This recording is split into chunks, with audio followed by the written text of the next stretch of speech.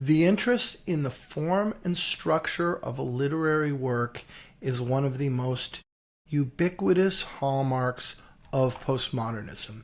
The use of form, the attention to form, is something that we see throughout the genre, throughout its period from the beginning until where we are today. And on this episode, I'm going to explain some of that, talk about some of its significance. This is something we will return to a lot because it's a very important and very interesting part of postmodern literature. But let's start with a few important cultural touchstones that I think directly that make my point for me. So the first one is, let's go back to 1949. 1949, Joseph Campbell publishes a book called The Hero with a Thousand Faces. It's a cultural and literary criticism, if you want. And it winds up being incredibly important. In this, Campbell describes what we call the hero's journey.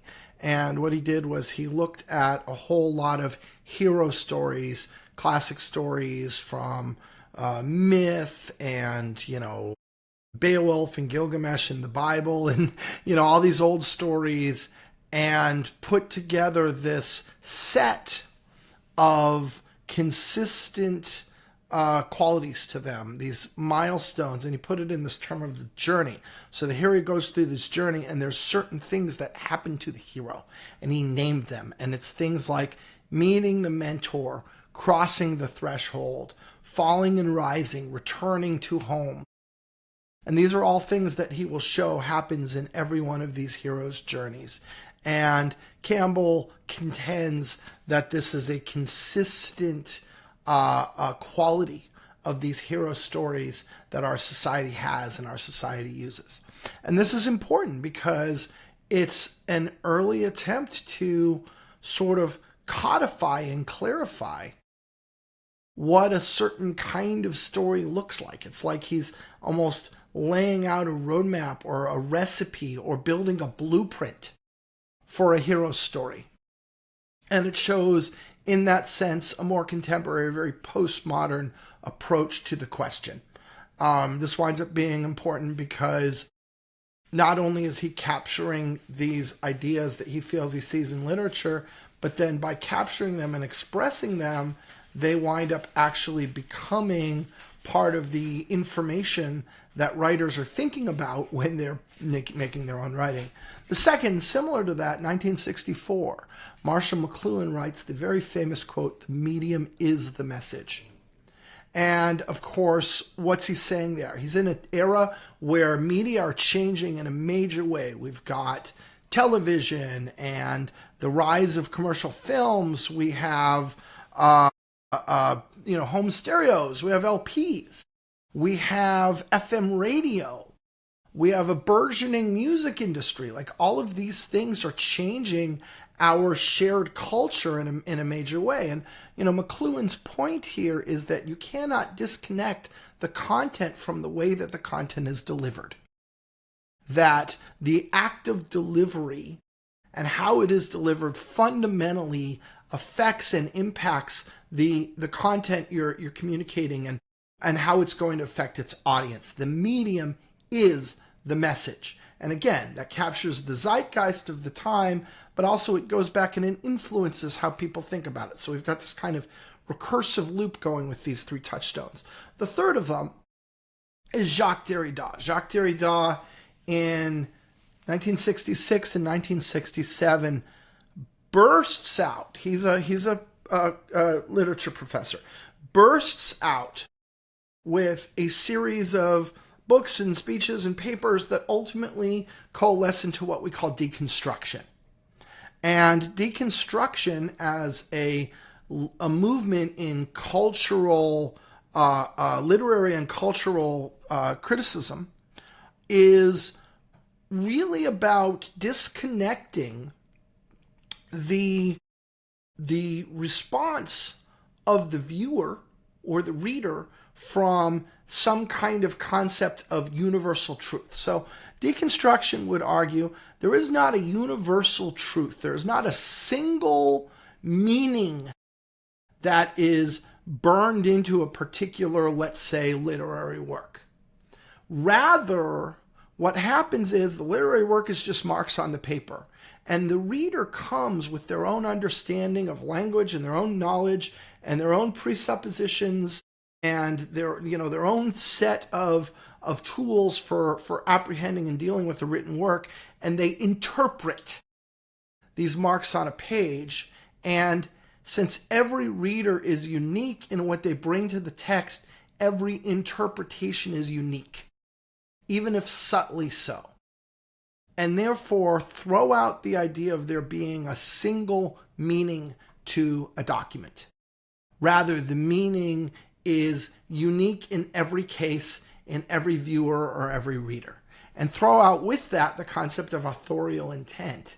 What the author meant to say to you when the human being who created the work created it is not relevant, because you as a reader can't read that author's mind, and therefore you are going to make your own interpretation regardless of what the author intended. So again, it's this decoupling, it's this peeling the meaning away from the delivery mechanism. And so these three touchstones together are all kind of focusing on this idea of saying something, a message or a story, a piece of fiction, to bring it back to postmodern fiction, is not indelibly bound up in the form that it exactly must have. It's not some organic thing that is born that takes exactly the form that it always had to take. Rather, choices about medium and structure and presentation affect the way the work is seen on the other side.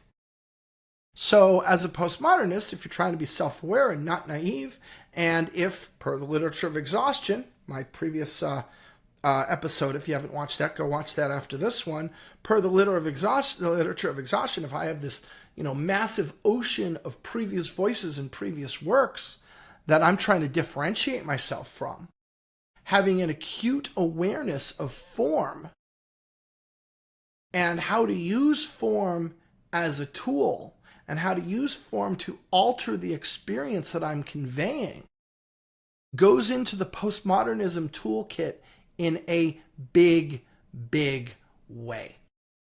So let's use the example of sonnets. We all know what a sonnet is. So in the past, if Shakespeare or John Milton wrote a sonnet, why did they choose that form? They chose that form because it was the right and proper form for a poem. Because all the quality people write sonnets, and everybody knows that a sonnet is good, right? It was this sort of, prescribed, authority-based view of the quality of literature that we had for so long. Now, why does a postmodernist write a sonnet? A postmodernist writes a sonnet because it's a sonnet. They write a sonnet because sonnets come in with all sorts of assumptions and ideas. And you, as someone who's reading a sonnet, have a whole lifetime full of sort of history with sonnets that you're thinking about. And they can take those expectations and they can lean into them or subvert them or joke on them or whatever they want to do. All of that is available to you because you're using this form. And if you wrote something that wasn't a sonnet, was just some poem in some kind of rhyme and verse that isn't a sonnet, it's going to be treated very differently by the reader, right? So let's give ourselves an example. So I've got George Starbuck here. George Starbuck is definitely, in my book, a postmodernist poet. And George Starbuck gives us, in this one collection, he gives us sonnet in the shape of a potted Christmas tree, right? And it is a sonnet. And it is in the shape of a potted Christmas tree. Or he gives us another one here, sonnet with a different letter. Sonnet with a different letter at the end of every line. And indeed, if you get this poem and you look it down, you'll notice that there's a different letter at the end of every line. You'll also notice that every line starts with the letter O. But again, it's the sonnet form.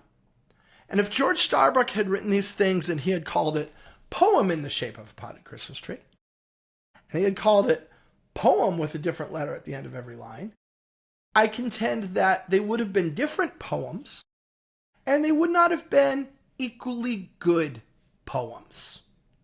So the fact that it's a sonnet and everything that sonnet carries as a connotation weighs into that. That is an attention to form.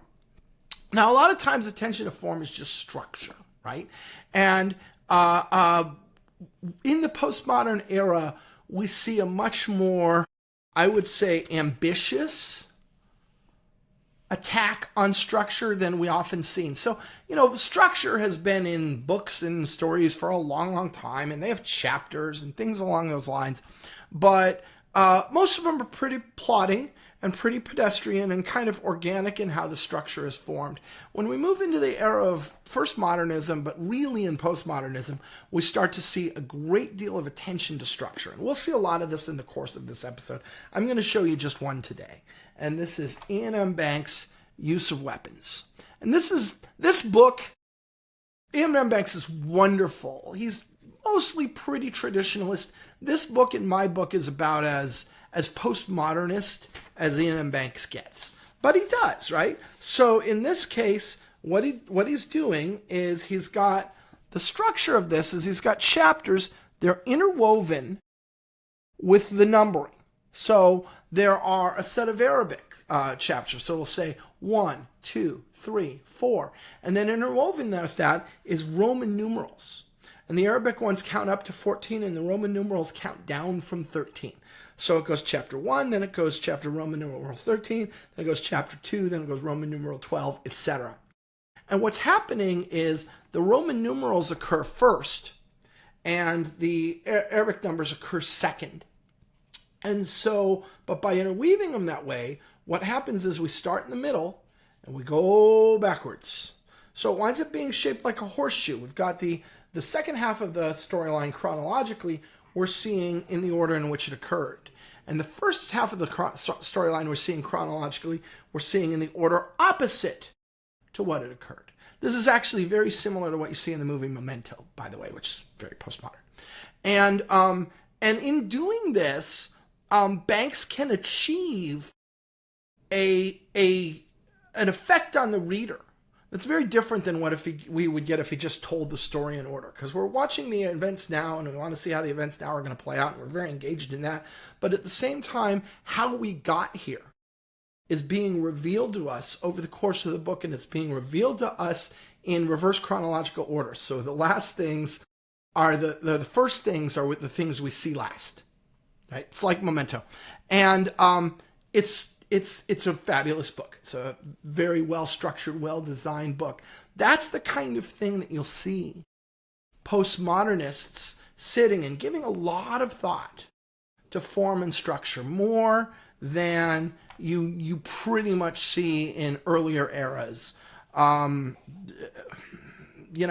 There's always some amount of structure, but this kind of real, very considered, very accomplished, very ambitious approach to structure that you see in a number of postmodern works are very different from what you get prior to that.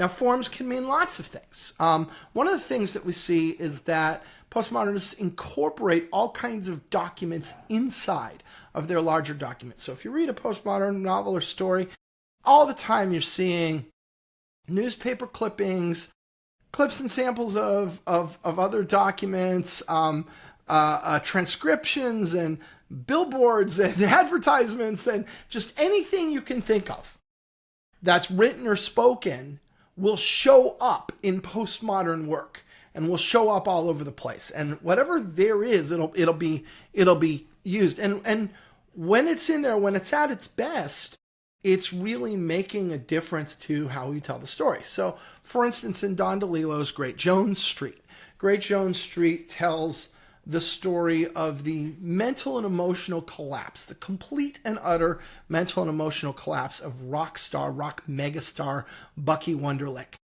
And part of how we see this is in the deterioration of his song lyrics over the course of time. So we actually see the song lyrics and we watch them get more and more broken as time goes on, until finally it culminates in a song called Pee Pee Mama, and a bunch about it is made in the book.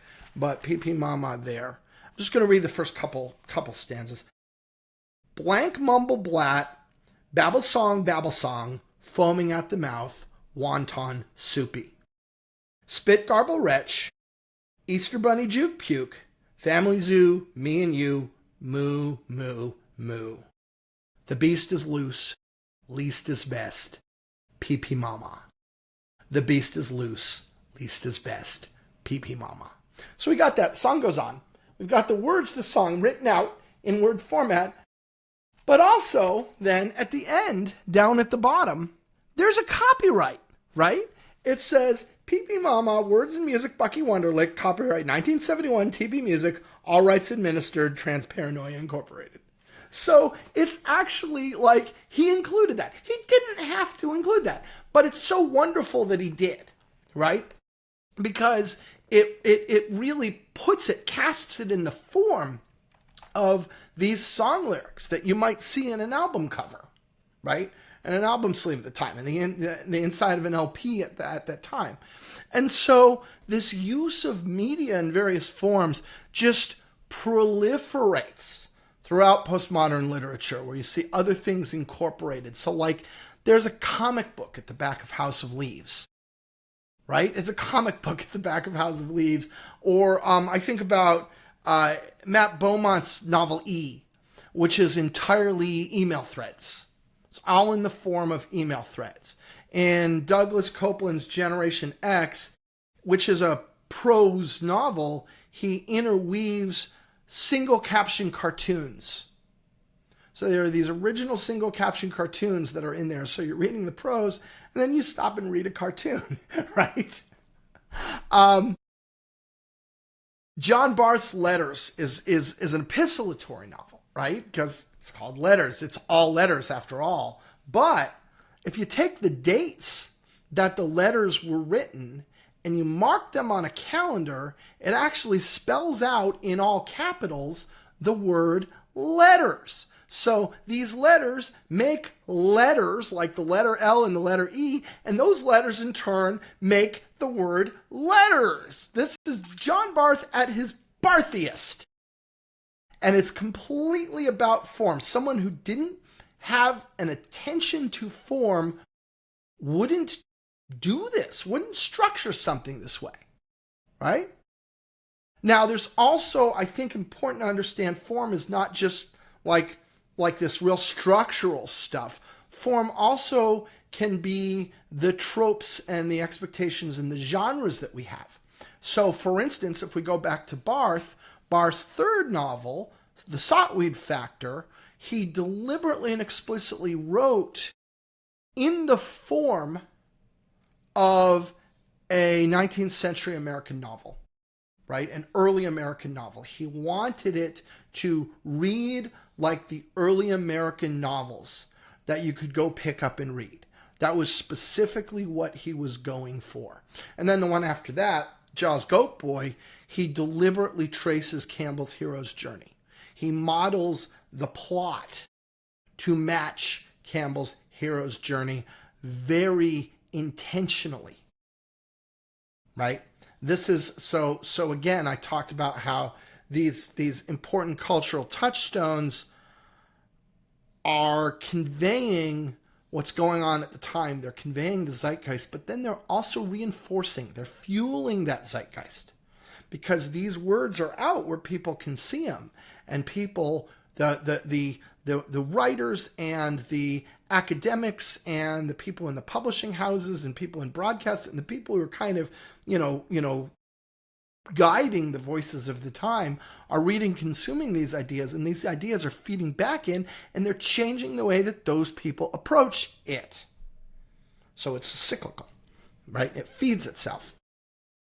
And this goes on a lot. There's so much of this kind of use of form. I'm not going to attempt to convey it all, but we'll return to this point over and over and over again as we're getting down into specific authors, specific movements, specific works in this podcast. So, like, for instance, Robert Coover's novel Ghost Town is in the form of a Western. It's literally explicitly cast to be in the form of a Western. Or his A Night at the Movies is in the form of A Night at the Movies, right? Aleister Gray's Poor Things is another good example. Poor Things is written in the form of a Gothic horror. So though Aleister Gray is a contemporary postmodernist, writing Poor Things more or less around the year 2000, I could look that up, he is acting like he's a contemporary of Mary Shelley, right? But he's not a contemporary of Mary Shelley. When Mary Shelley was just making a horror making a horror book in the way she could figure out how, Aleister Gray is making a horror book that feels like the kind of thing that Mary Shelley would have made, if that makes sense. So it's a form. It's a form of a Gothic horror. And this can be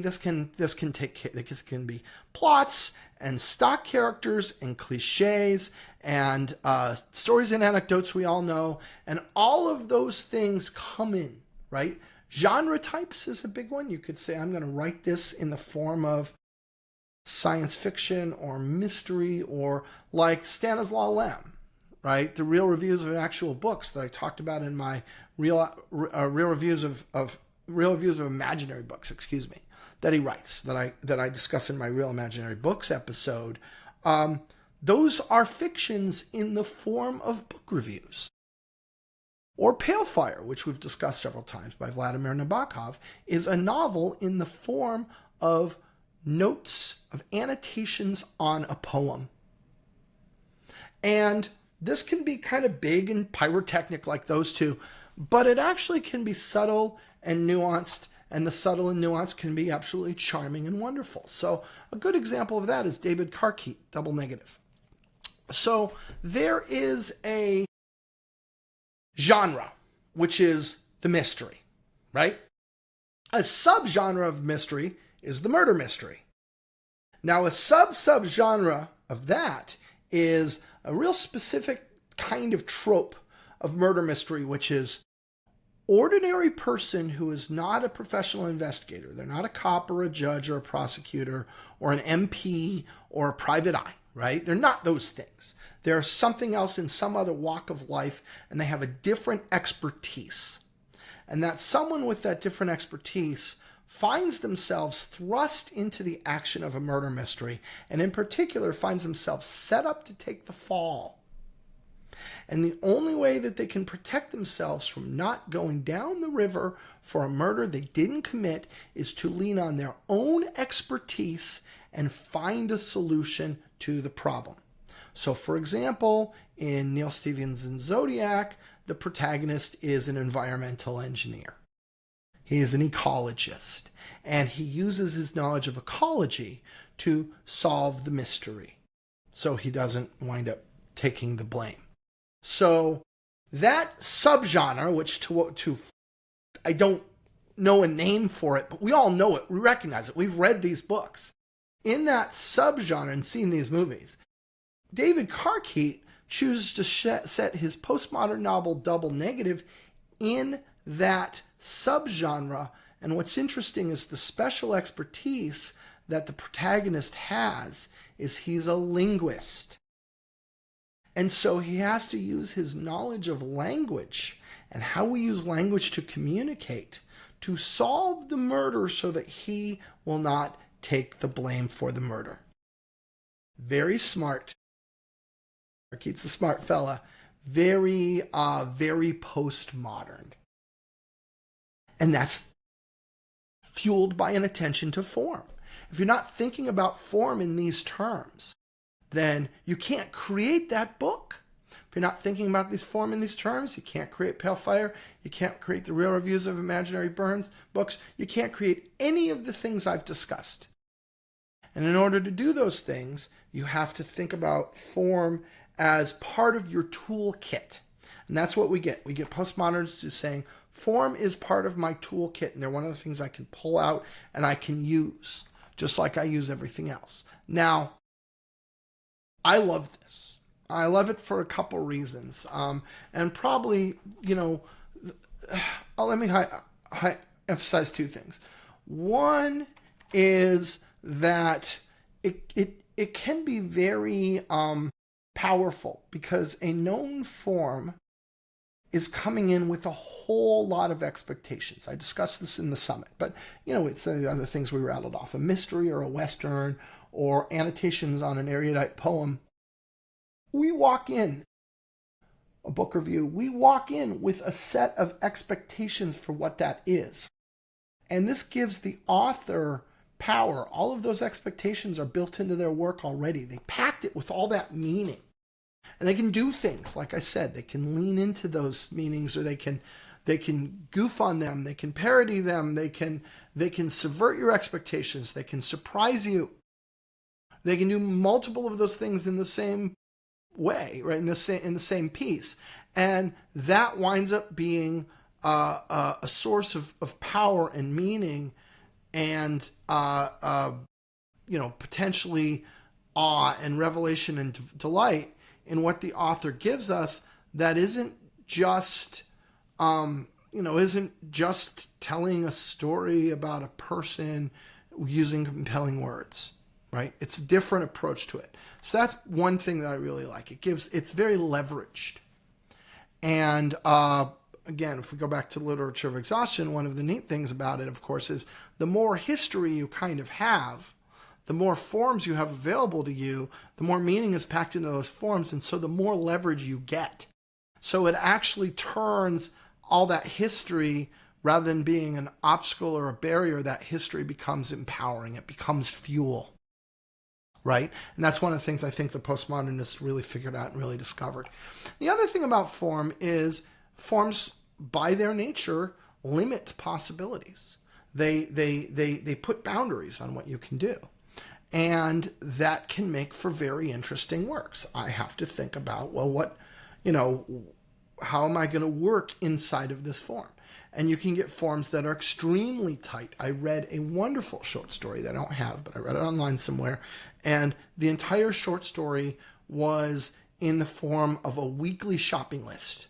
So it was iterations of the weekly shopping list. And as the weekly shopping list changed, it told a story.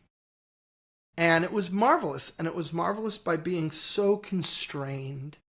And that's another thing we get by form. There's a whole bunch of stuff that it's not.